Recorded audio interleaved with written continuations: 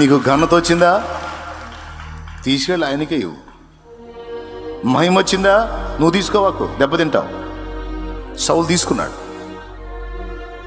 తీసుకున్నాడు కాబట్టే అర్ధాంతరంగా ముగించాడు.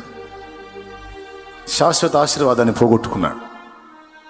దావీదు తీసుకెళ్ళి దేవునికి ఇచ్చాడు. జనాలు వచ్చి తన భజన చేస్తుంటే, నన్ను కాదురా భజన చేయాల్సింది, నా ప్రభువుని అని, నేను ఖాళీగా ఉంటే వీళ్ళందరూ నన్ను భజన చేస్తారని ఆయన దేవుని గీతములను రాసి వాళ్ళకి నేర్పించాడు. ఏ సన్నివేశం వచ్చినా ఒక పాట రాస్తాడు దావీదు. ఆ పాటలో దేవుణ్ణి పెడతాడు, దేవుని మహిమపరుస్తాడు.